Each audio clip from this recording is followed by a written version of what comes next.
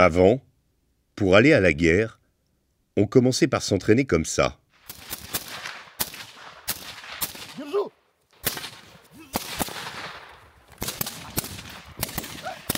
Et la guerre, ça donnait ça.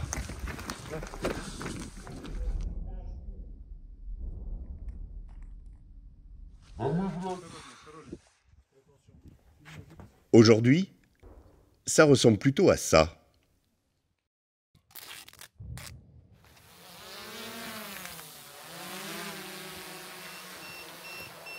Il y a un drone qui me case, pas très loin.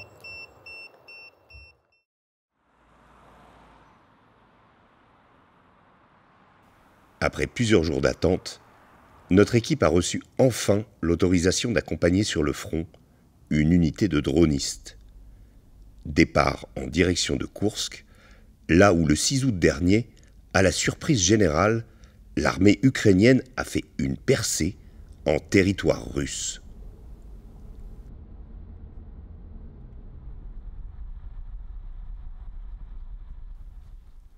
Au nord de Soudja, l'unité de dronistes a établi son camp de base dans un ancien village de vacances. Le camp semble vide et les premières personnes que nous croisons sont les cuisinières. Проживающих, которые здесь были. Да. Эвакуировали Сразу. сразу, да. Как это все началось. Вы прощались с ними? Конечно, они плакали.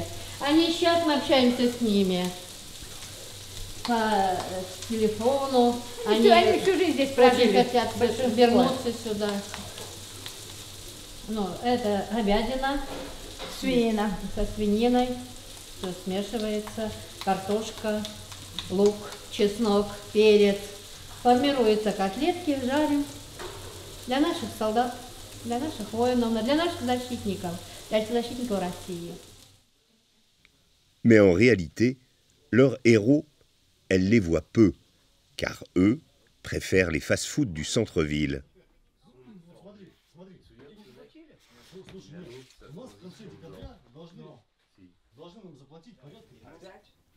Ils ont 25 ans en moyenne et s'entraînent davantage sur leur lit que sur le stand de tir.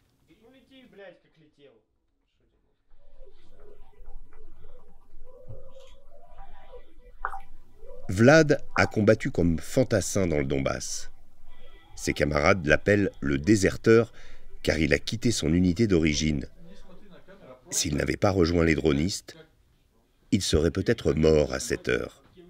Авиация. Была ранее только большая авиация. Сейчас с эволюцией появилась еще и малая авиация. Теперь пилоты, причем беспилотные летательные аппараты, это малая авиация. Для меня Нормандия Неман сохранила свое назначение. Эффективность у них высокая, в плане малой авиации тоже. Они все равно, я считаю, что мы отстаем на голову от них. Еще нам нужно преуспевать и развиваться в этом плане. В техническом плане и обеспечении из-за зарубежных партнеров у них выше, конечно, да. À notre grande surprise, ce n'est pas le drapeau russe qu'il porte à son bras, mais bien l'étendard français.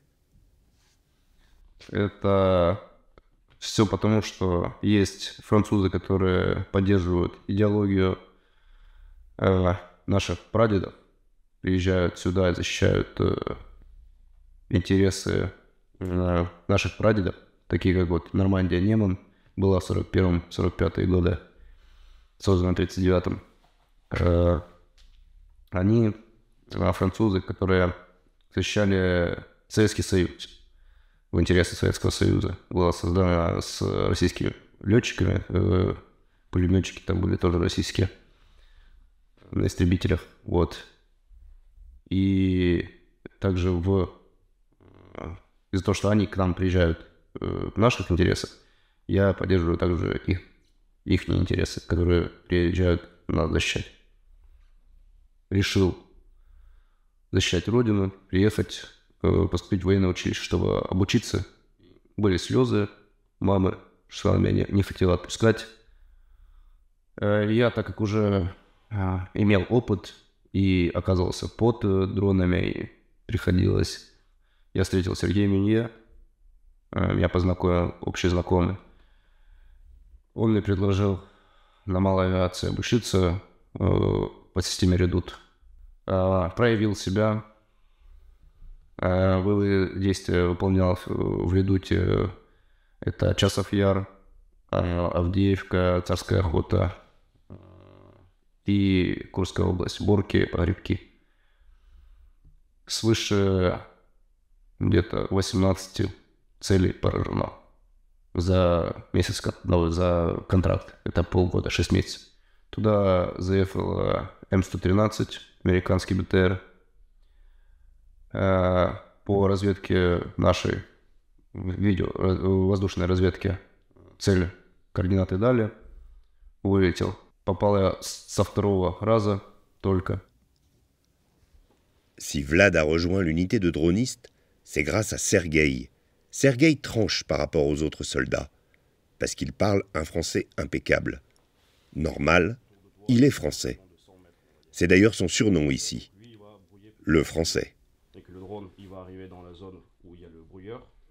Il est russe aussi, mais seulement depuis septembre dernier. Né d'une mère ukrainienne et d'un père français, ancien du Prytanée militaire de la Flèche. Sans la guerre au Donbass, il aurait fait tranquillement carrière comme officier dans l'armée française. Sergueï n'est d'ailleurs pas le seul Français présent ici. Il y a quelques jours, Gauthier a débarqué de sa Provence natale. Et donc c'est ce qu'il y a de plus simple. Donc avec un drone comme ça. Ancien militaire lui aussi, il a fait ce choix surprenant de s'en aller combattre du côté de Poutine. Leur unité, ils l'ont baptisée Normandie-Niemen, en souvenir des aviateurs français venus combattre aux côtés des soviétiques pendant la Seconde Guerre mondiale.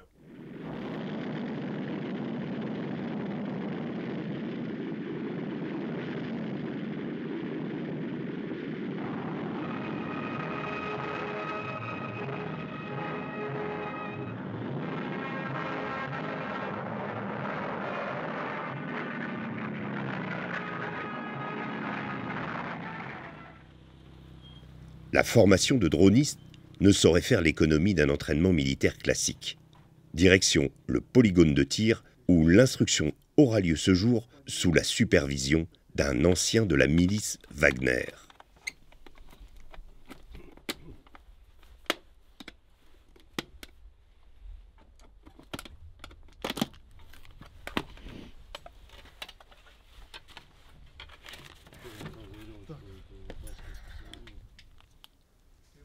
Sergueï exige de ses hommes des connaissances techniques poussées, mais aussi d'être capable de se frotter aux pires conditions de combat.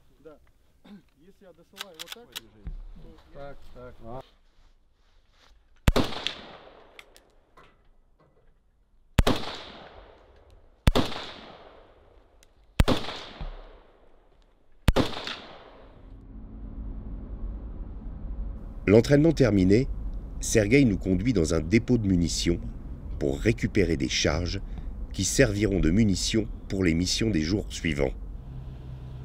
Comme souvent avec les dronistes, nous ne sommes pas autorisés à filmer l'extérieur des lieux dans lesquels ils évoluent.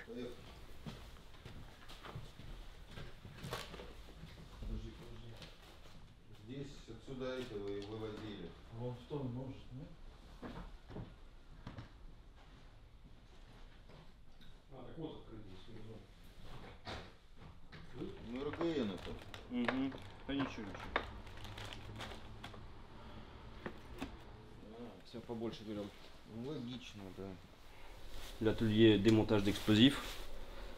Ce qu'on fait, c'est que pour être efficace, on prend ce qu'il y a en grande quantité dans l'armement russe, c'est-à-dire les roquettes du RPG-7 qui sont propulsées par un lance-roquette RPG-7. Donc ça c'est du PG-7, c'est la roquette à effet cumulatif.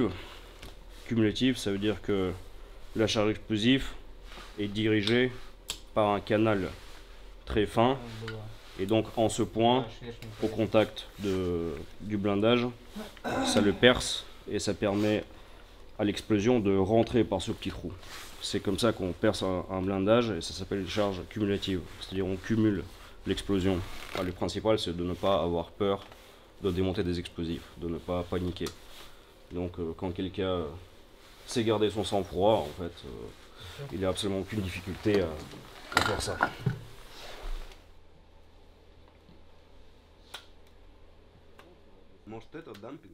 Pendant ce temps, Vlad effectue les derniers tests et vérifications.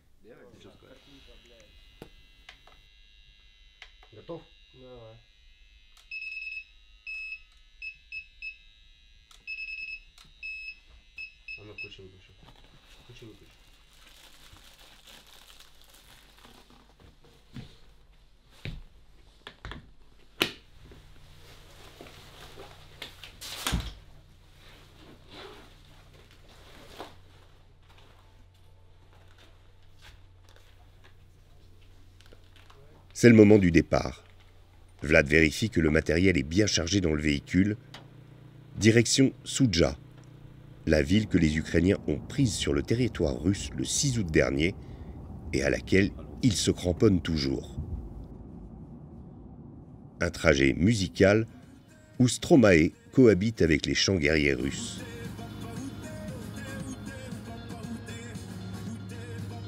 Sur le chemin, nous passons juste à côté de la centrale nucléaire de Kourtchatov qui alimente la ville de Koursk. Cet été, c'était l'objectif des Ukrainiens. Ils sont passés tout près de le réaliser.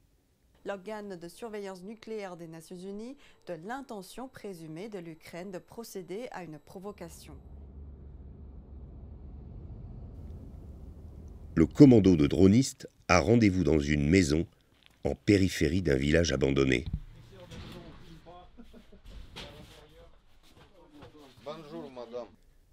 Il y a quelques semaines seulement, des civils habitaient encore ici.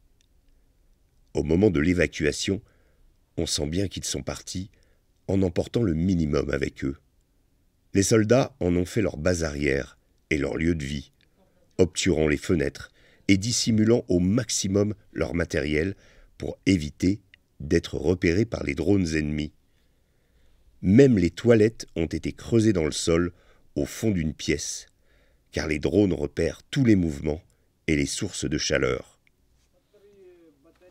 Immédiatement, Sergueï et Vlad se préparent pour une reconnaissance près du front. Ce village fut l'endroit où Sergueï et ses hommes ont combattu lorsque leur unité a été ramenée à la hâte du Donbass pour stopper l'offensive ukrainienne. C'était pas géré par l'armée? Non, non, non. En fait. Non, c'était géré par le FSB toujours. Le FSB et les gardes-frontières, quoi, en gros. Ah, c'est la même chose. Ouais.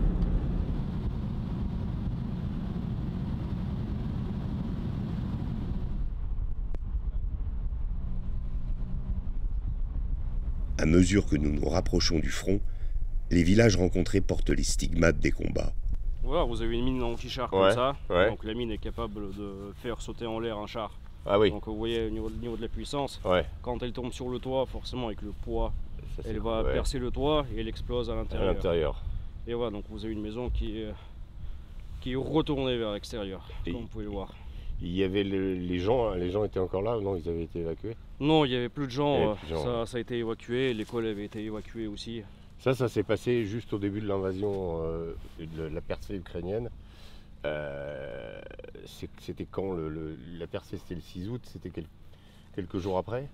Voilà, nous c'était la mi-août. Mi-août. Et entre la mi-août et fin août, la situation a commencé à se stabiliser petit à petit. Donc lorsqu'on est arrivé sur Krupets, donc ici comme je disais, nous étions sous le feu de l'artillerie ukrainienne en permanence, en plus des drones Baba Yaga. Ensuite vous avez le village de Borki, qui est à 4 km d'ici, qui était sous contrôle des Ukrainiens. Il y a eu un combat à Borki. En fait les troupes russes sont arrivées, puisque le village était vide, et en même temps les Ukrainiens sont arrivés. Donc il y a eu un combat à l'intérieur du village. Les Ukrainiens ont pris le village, parce que les Ukrainiens étaient avec des blindés.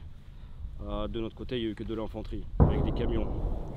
Et donc, on a dû se replier dans la forêt et on tenait la forêt. Les Ukrainiens, eux, essayaient de percer sur Ulanok par une axe. et de percer en direction d'ici. C'est pourquoi vous avez une ligne de défense juste derrière le village, de l'autre côté. Et c'est vers la fin du mois d'août que les Russes sont arrivés dans le village même. Nous étions en appui dans la forêt. Donc dans l'école qui est là-bas. Non, vous êtes allé plus loin. Non, dans la forêt qui est un peu plus au nord. Donc c'est là que nous avons détruit plusieurs véhicules, dont un M113 américain. Ouais. Et c'est à peu près au mois de septembre que les Russes ont pris le village de Volk et qui ont avancé jusqu'à Pleur. Ouais. Ça veut dire que les Ukrainiens ont été refoulés quasiment jusqu'à la frontière. Bien que reconquis par les Russes, ce village et son école sont loin d'être des zones sûres. En termes militaires, on appelle ça la zone grise. Elle n'appartient à personne et il est toujours possible d'y croiser l'ennemi. Il peut y avoir des pièges. Ah.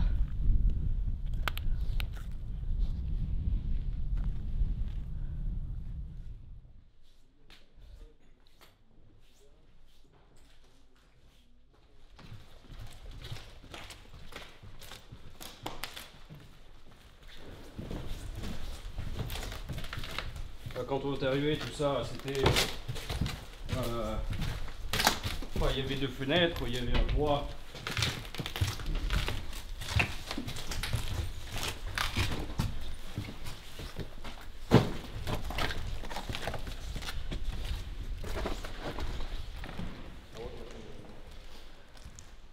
En fait, ici, on a fait notre poste de pilotage. Alors, on avait un petit bureau qui a été protégé par les murs aux alentours. Il y a aussi la lumière la nuit qui sort pas, du coup, pour pas révéler notre position, on a sorti les antennes par les fenêtres. Mais étant donné que les Ukrainiens sont dans cette direction, ça veut dire qu'il n'y a qu'un drone qui a pu faire ça, qui a dû taper ici, vu que c'était une position sur laquelle on travaillait. Et pour faire un trou comme ça, c'est juste des FPV ou c'est plus gros?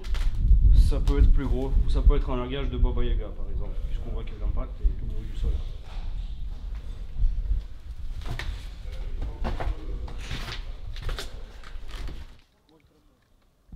Certains civils ont choisi de rester en dépit des combats. Потому что дом наш здесь, родной дом, а там жить нам негде и неудобно там. Жилья нету, да. А в общежитии там уже невозможно жить. И домой охота, все, чтоб дома. И тут дома нас похоронят. Нет, мы семьи отправили, они семьи не там уехали, к родственникам. Но vous êtes tout seul ici, да, dans vos maisons? Дети, одни, да? Вот, да. Мы одни тут остались, потому что одним здесь легче нам. Не так волнуюсь за детей, за своих, не так за семью волнуюсь, меньше волнения. Надо будем, пойдем сами воевать. Позовут, пойдем сами свою деревню защищать. Позовут, ну пока молчать, пока солдат хватает у нас. Certains soldats privilégient l'usage des quads ou des motos, plus maniables et plus faciles à dissimuler en cas d'attaque.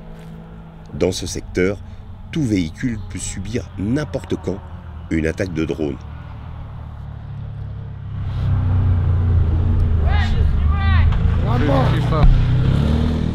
En parlant de drones, voici 3 véhicules blindés russes qu'ils avaient repérés et qui ont été détruits. Ah, il y en a 3 en fait. Il y en a 3, oui. Ouais.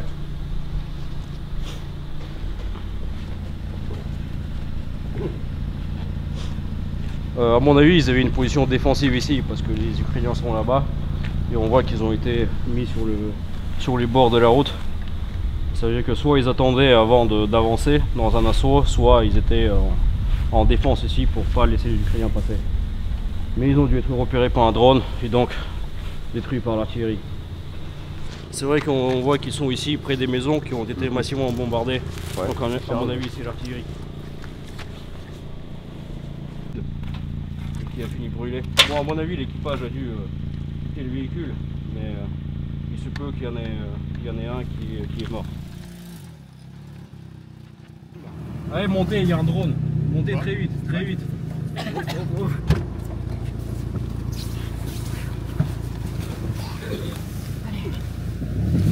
Il y a un drone qui vient de passer au-dessus du checkpoint. Ah ouais?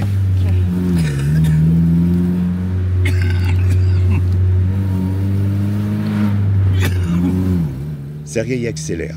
Il faut atteindre les 120 km/h pour espérer échapper au drone. Pendant ce temps, Vlad vérifie à quel moment nous sortirons de la zone à risque. La nuit tombe. Nous arrivons au village suivant. Celui-là est situé en bordure du no man's land qui sépare les positions russes de celles des Ukrainiens. Bah, ça justement c'est le travail d'un drone Baba Yaga. En général ce qu'elle porte c'est une mine anti-char du genre TM, qui est une mine comme ça. Donc quand elle largue ça sur une maison, enfin au préalable ils font de la reconnaissance, donc dès qu'ils repèrent des militaires russes dans une maison, la nuit ils envoient la Baba Yaga qui fait des largages. Bon, enfin des fois ça fonctionne même automatiquement, c'est-à-dire que on programme à l'avance l'itinéraire. Ouais. Et donc elle décolle toute seule, elle fait son tour et elle s'arrête à des points et elle fait des largages. Et là, elle peut larguer plusieurs mines à plusieurs endroits? Là je pourrais pas dire précisément. Je sais qu'elle peut porter 2 obus de 120. Ouais. Ou alors une mine anti-char TM 92 ou 82, je ne me souviens plus comment elle s'appelle.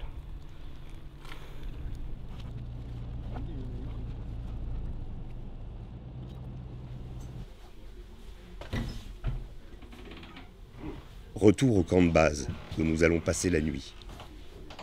Je profite de quelques minutes de pause pour interroger Sergueï. Son parcours m'intrigue. Comment, en effet, un militaire français peut-il se retrouver à combattre chez les Russes? Ils peuvent se perdre aussi. Et quoi? Ils peuvent se perdre aussi, c'est ouais. possible. En ce qui me concerne, c'est différent peut-être des autres Français, puisque moi je suis né au Donbass, j'y ai vécu pendant mon enfance, et c'est à cause de la situation économique en Ukraine des années 90 et du fait que ma mère a rencontré un Français que je suis venu en France et que j'ai fait ma vie là-bas. Après, enfin, à partir du moment où je suis venu en France, j'ai jusqu'à mes 18 ans jamais quitté la France et enfin, j'ai fait mes études, j'ai fait l'armée en tant que réserviste, lycée militaire de la Flèche, en section lettres, il faut le préciser. Ah, et donc là, qu'est-ce que je vois? Eh bien, je vois que chez moi, là où je suis né, il y a voilà, l'homme du Donbass qui défend son indépendance vis-à-vis de l'Ukraine, les armes à la main. Et voilà, c'est le peuple qui se soulève, et c'est l'homme guerrier du Donbass voilà, qui commence à écrire sa propre histoire avec les armes. Et tout d'un coup, je me dis, mais en fait, je suis russe.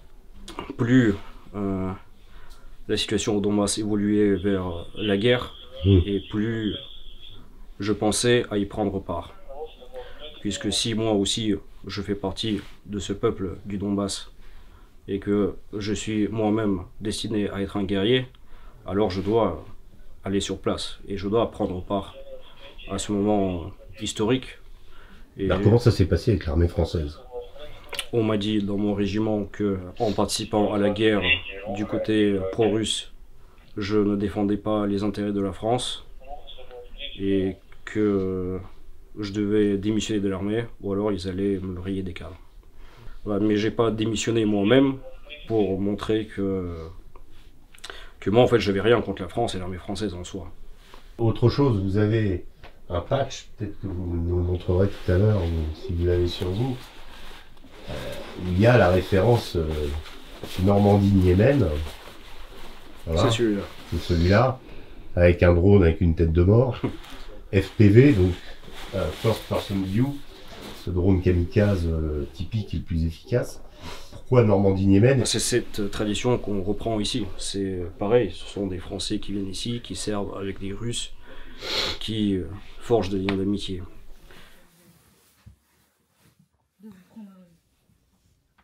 Les soldats improvisent des lits à même le sol. Nous allons dormir quelques heures.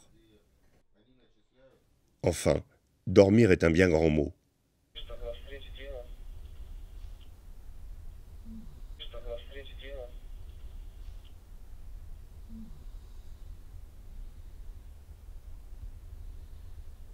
J'ai une idée.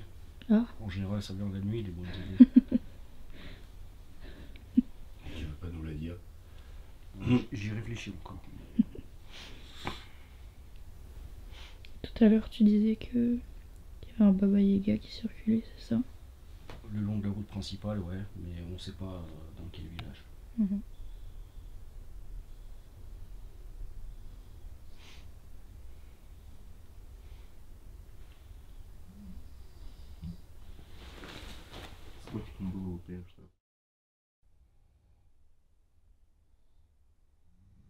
Avant, chacun travaillait séparément, c'est ça?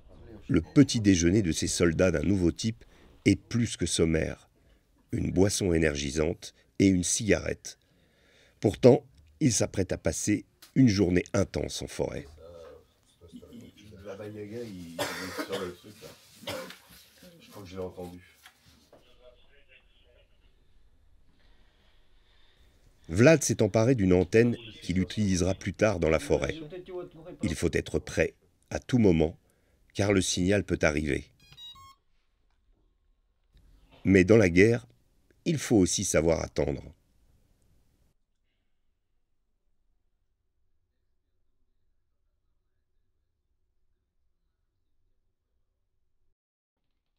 Sachant qu'il avait un trou comme ça dans le ventre, donc il y a une plaque.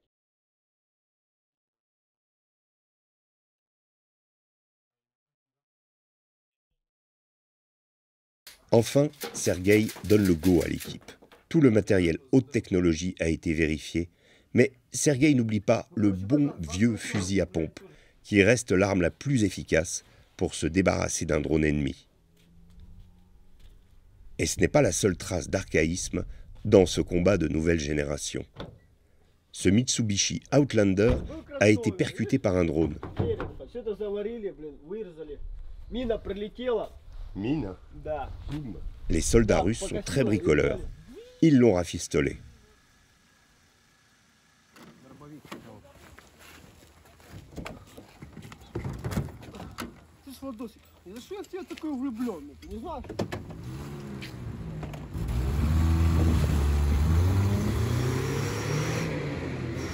Oui, nous avons reçu un lot de drones qu'il faut essayer. Donc on va aller sur une position dans la forêt. On va travailler dans la direction de Souj. On a déjà fait des reconnaissances sur place et on a des points d'emplacement de véhicules ukrainiens dans des hangars et des positions ukrainiennes sur une station-service. Donc on va aller faire des vols de test pour voir jusqu'où on peut aller en termes de distance, tester le matériel et si possible détruire des cibles. Dans la voiture, vous avez un détecteur de drone FPV? Oui, nous avons celui-là, détecteur de drone Pouvat. Donc il capte les signaux des différentes fréquences utilisées par les drones de reconnaissance ou les drones kamikazes. Et donc il émet un signal particulier selon le type de drone qu'il détecte et il nous indique la puissance du signal. Avec la puissance du signal, on arrive à calculer à peu près la distance. C'est fiable? Les drones. Ça reste assez fiable puisqu'il détecte des drones jusqu'à 2 km. Ouais. Donc là on est déjà à peu près à 15 km de Souj. On a donc juste devant et ensuite Souj. Donc là déjà sur cette route, c'est là qu'il y a des attaques de drones kamikazes de la part des Ukrainiens. On a déjà perdu 2 véhicules ici. Là on va descendre du véhicule, on se met dans la forêt, le véhicule va bouger.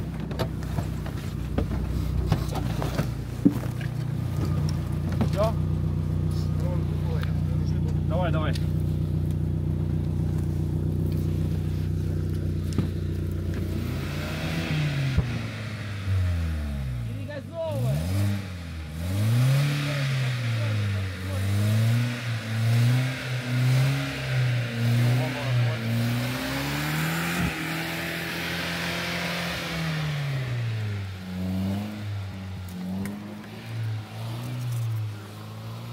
c'est la Russie. C'est ce qu'on appelle la Rasputitsa. Exactement, ouais. Les pires moments, c'est pas l'hiver ou l'été, c'est entre les deux toujours. Voilà, quand on a de la boue mouillée, même qu'on ait des 4x4, même performants, ça n'y fait rien. Ce qui s'est passé à un moment, c'est que on a eu l'information comme quoi dans l'église du village de Borki, il y avait les troupes ukrainiennes. Et on nous a dit que sous le clocher principal de l'église, il y avait des antennes de communication ukrainiennes. Donc on nous a demandé de le détruire, de taper dans le clocher et de détruire les antennes. Et tout d'un coup on s'est dit, enfin moi j'ai jamais tapé sur des églises ou sur des lieux de culte. Et c'est vrai que voilà, on s'est arrêté tout d'un coup. Donc on a contacté l'église orthodoxe. Il y a un représentant de l'église orthodoxe locale qui est venu et qui nous a dit quelque chose comme, je ne me souviens plus des paroles exactes. Enfin, il nous a dit Dieu n'est pas dans les murs, il est dans nos cœurs. Donc détruisez les murs et sauvez nos cœurs. En toutes circonstances, Vlad arbore un drapeau français. Nous sommes au cœur de la Russie et malgré le soutien de notre pays au camp d'en face, cette attention n'a rien de superflu. Используют для машин в основном. Ну, а так в основном в лесу, да. Есть, но их тоже надо менять просто в зависимости от условий и обстановки. Потому что если спалят, могут спалить же и при подъезде даже. Поэтому сразу меняется. Можно поработать и неделю даже. В принципе, ну это как бы неправильно, но вот если брать эту местность, то здесь лес, там лесополосы одни. Там дальше эти поля. В поле не выставишься, а лесополоса будет просматриваться хорошо.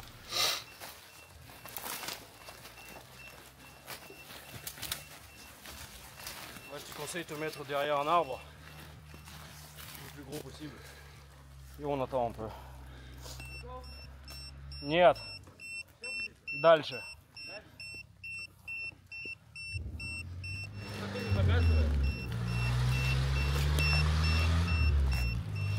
5,6.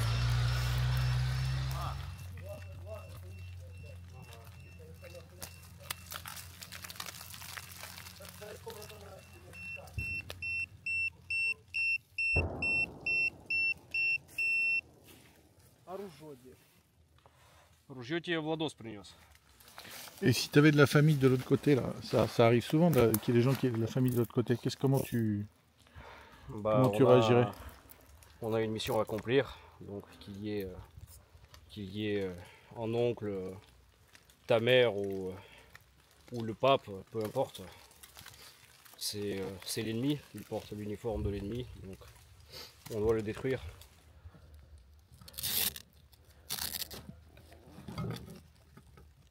Les équipes de dronistes ukrainiens, eux, en général, ils s'abritent plus que nous.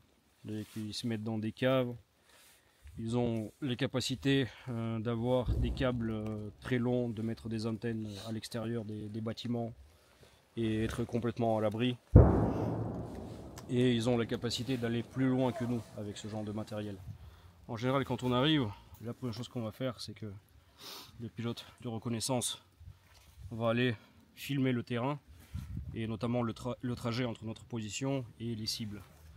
Et le pilote de FPV, comme lui, il a une caméra qui est de très mauvaise qualité parce que les drones kamikazes sont fabriqués pour être le moins cher possible et donc la caméra est plutôt mauvaise et on n'y voit pas grand chose avec. On pourra très difficilement s'orienter avec seulement un drone FPV.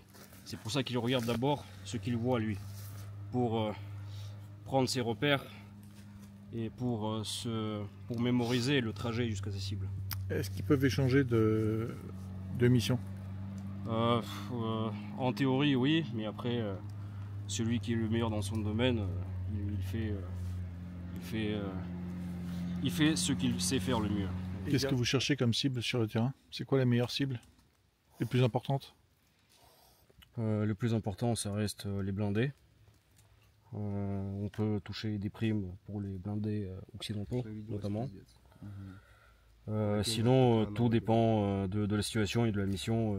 Parfois, on peut ne pas savoir quelle est la cible, mais par exemple, on peut nous donner des coordonnées et on doit juste arriver et taper avec un drone kamikaze sur les coordonnées. Et on oriente l'antenne dans la direction de la cible. Vous avez un couloir, quoi. Exactement, ouais, exactement. Et s'il faut bouger l'antenne, vous le faites manuellement. Quelqu'un remonte dans l'arbre. Il faut remonter dans l'arbre, oui, il faut la bouger.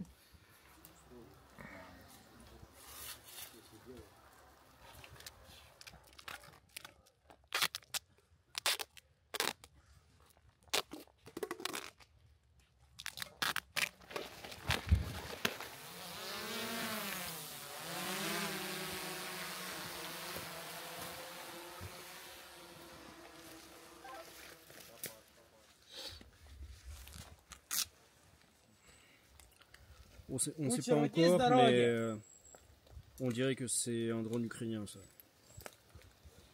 Vous arrivez à voir les vidéos d'un drone ukrainien tellement les fréquences sont mélangées?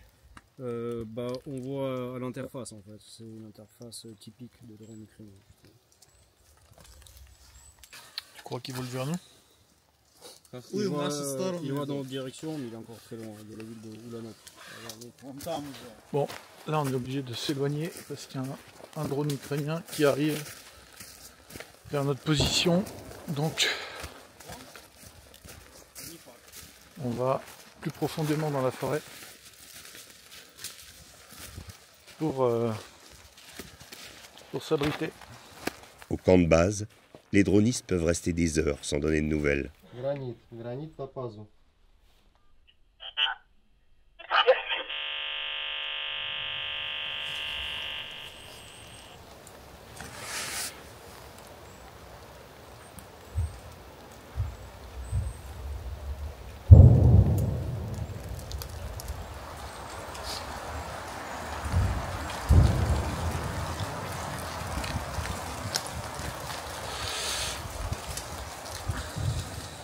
Быстро.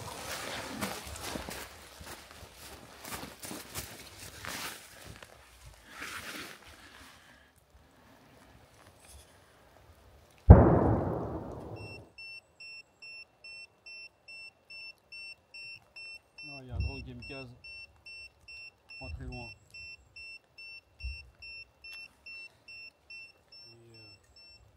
Ils vont plutôt dans les arrières chercher à détruire des véhicules à l'arrière. Là, l'explosion, ça aurait pu être lui, par exemple. Hein?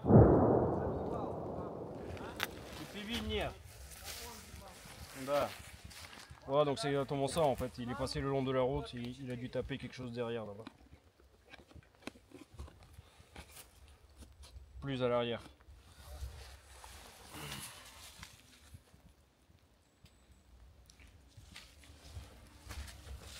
Là, qu'est-ce que vous allez faire? Vous allez retenter de renvoyer un drone ou... Oui, on va continuer.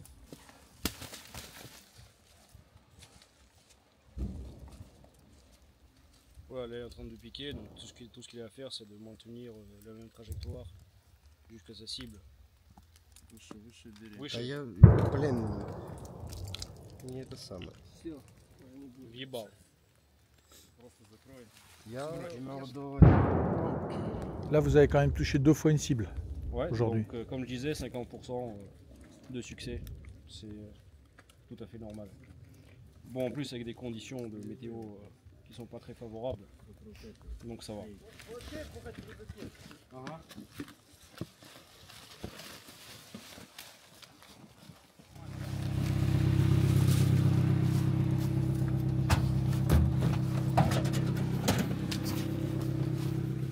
Alors que ces soldats pensaient rentrer sans encombre au camp de base, ils doivent encore affronter l'imprévu. Un pneu vient d'éclater. Le véhicule s'arrête. Nous voilà au bord d'une route, à la merci de tout drone ukrainien qui passe. Voilà, Soudja c'est là-bas. C'est de là-bas qu'arrivent les PPV ukrainiens. Le long de la route, ils vont vers l'arrière, là où on va. Donc là, le but c'est d'aller plus vite qu'eux.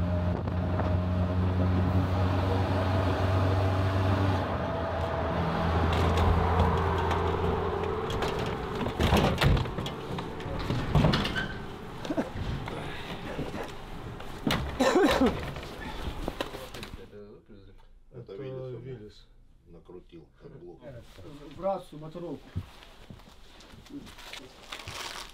Но уже поздно, пора ехать домой, я думаю. Матрона таки на базу?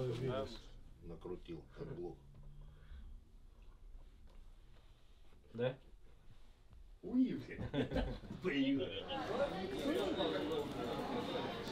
Après l'effort, le réconfort. Et quoi de mieux pour se détendre qu'une bonne pizza dans une ambiance jeu vidéo?